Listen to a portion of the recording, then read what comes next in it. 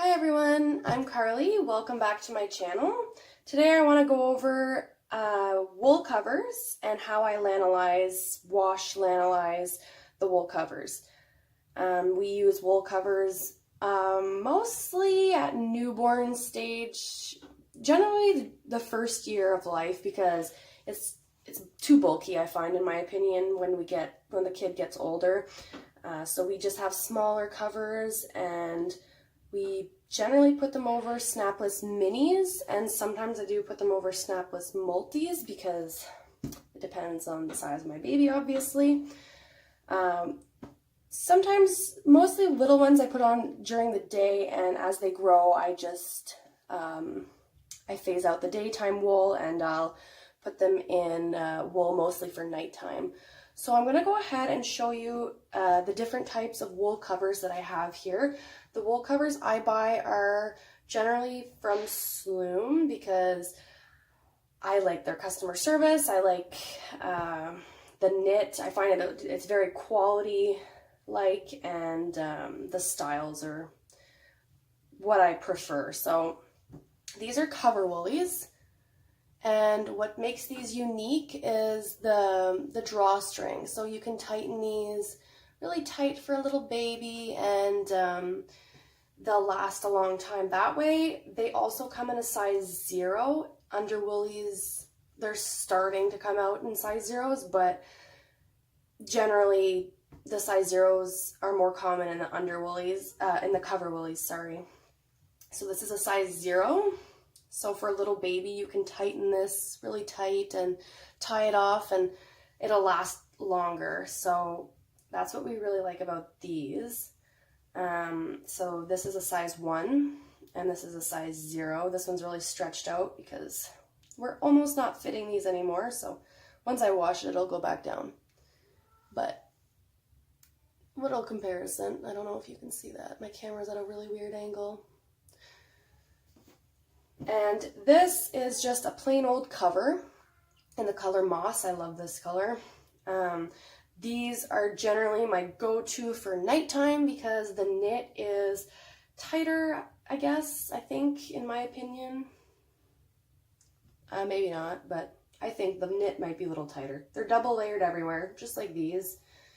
But, like, they're against the skin right here. This is generally hangs off. There's a little bit of gappage, but here it's generally tight around the leg, depending on your baby size. This is a size small. So the size small is similar to the under woolies in size 1. So today I'm going to lanolize them together. Generally, people don't recommend lanolizing and washing different colors together, but I just do because I've never had any issues. Even with this white, I've never had any bleeding. So I don't know, maybe it's just the luck of the game. So first, before you lanolize, you want to start washing your wool. You might not be able to hear me very clearly because the water is running. So you always want to wash in warm water, not too hot and not too cold. And wool is very temperature sensitive, so you want to try and lanolize and wash in the same wool temperature.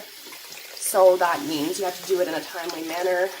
If not, you might felt it because it doesn't like the shock of cold to hot or hot to cold. So I have some soak here that I got from Sloomb. I just do a little squirt. This is in Pineapple Grove. It smells so yummy.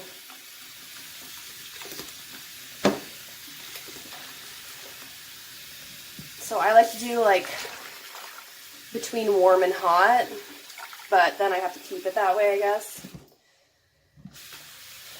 And I always flip them inside out because when I go to lanolize them after, you want the lano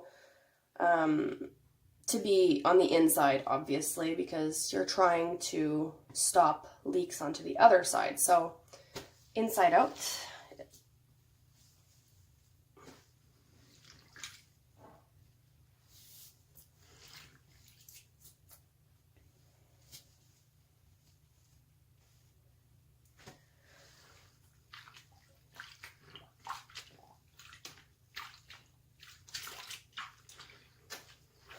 kind of swish the water into them. I squish them a little bit, make sure they're all wet. And then I'm going to leave them soak for about 10 to 15 minutes while trying not to let the water get too cool. So in the meantime, while these are soaking, I'm going to prepare my emulsifying mixture. So I'm going to show you how to do it from scratch. This is my little pouch, my Jujubee Dapper, with all my goodies in it for lanolizing and my Sloomb bracelets. So I have some Sloomb Lano. I'll link this below. And Sloomb also sells these little emulsifying cubes by Be Green Naturals. This is in the scent Summer, and I just bought a new scent that I actually think I'm going to try. And it's Unicorns and Rainbows, which smells really yummy. It's like a fruity smell, I guess. And then what other things I have in here are my bracelets, and I have some Unicorn fiber wash. This is my go-to for stains and tougher things to remove.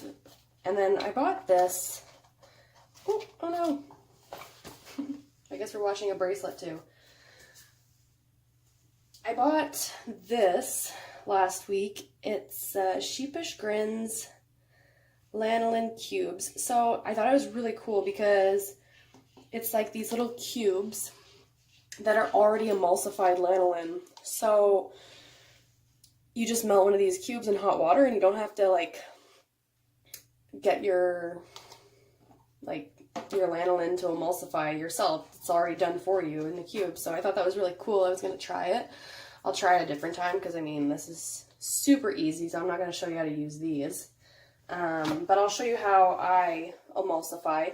I also have some Sloomb cube here. This is like, this is from Sloomb. I can link this below too. I don't have very much left. I think I have another cube downstairs, but this is a mixture of lanolin and soap, and between washes, between lanolin uses, I usually will just like soften up my wool with a little bit of cube. I'll run it under water and I'll rub it together, and it'll make my water milky, and it'll give them like a light lano for in between the big jobs. So first, I usually mix my mixture in a mason jar. I find it's easier. You can shake it around and stuff. I fill it with hot water, hot as I can get it. Some people like to boil their water, and then they add their stuff into it, but I just find this is effective. It takes a little bit longer, but it works. So since I'm doing 3 covers at the same time, I'm going to use like 1.5 teaspoons of lanolin.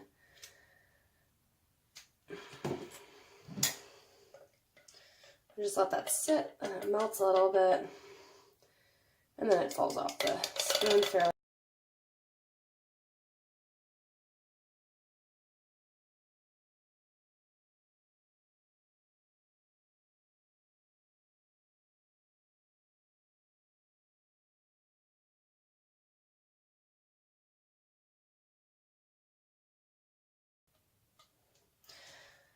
Okay, and since I have quite a bit of lanolin, I'm going to put 2 of these little Be Green Natural cubes.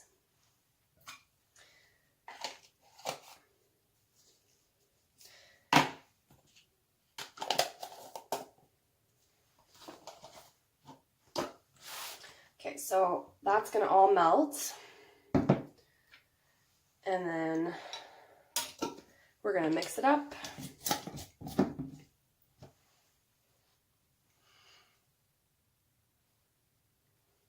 But for now, I'm just going to leave it there, let it melt on its own, and I'll come back. Okay. So I actually went and microwaved this because I didn't get my water warm enough. But now you can, I don't know if you can see. It's really milky, but there's like bubbly lanolin right on top here. See this little yellow stuff? Anyways, so mix it up real good. And what you want is like this milky mixture, and you don't want any floating lanolin pieces on top. So I don't see any floating lanolin pieces. I'll keep mixing a bit just in case. And it looks nice and milky. So I'm going to put that right there. Let it cool down a little bit. So the tricky part is to try and add this in gradually as you're running your water. You start with your water really hot and then you kind of cool it down as you go, because if not, you get like floaties on top and it gets all curdled. It might still happen to me. It happens from time to time. So right now I'm going to rinse these. Try and rinse them at the same temperature that they're being washed in. And you don't want to rub them. You don't want to wring them out or anything. You just want to squeeze them. So I'm going to place them to the side here.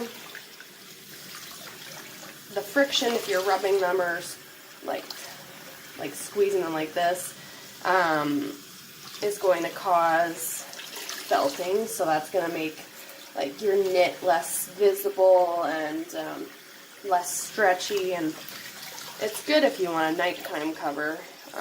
It might shrink your cover too, though. So try and avoid that. It usually happens over time for me either way. So I'm going to get rid of this soapy water. I'm going to rinse out my little tablespoon too.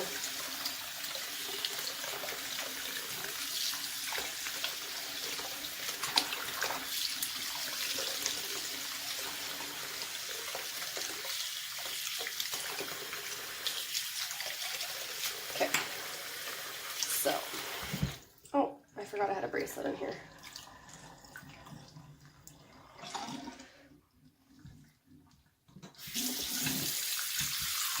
So I'm going to add my nice milky mixture in. And then I'm going to cool down my water.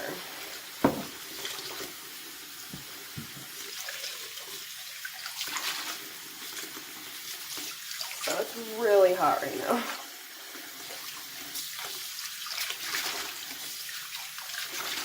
You don't want to use cold water to cool down your mixture. You want to use like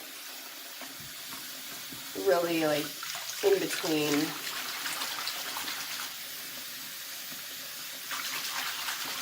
Try and mix it together so it's a gradual changeover to water temperatures. It's starting to cool down now.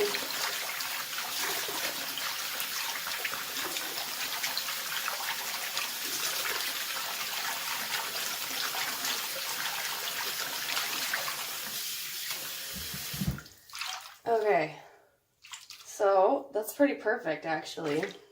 Nice milky mixture. So then I'm gonna, oh, I have a little eyelash in here. So then I'm going to put them in one by one and press them down.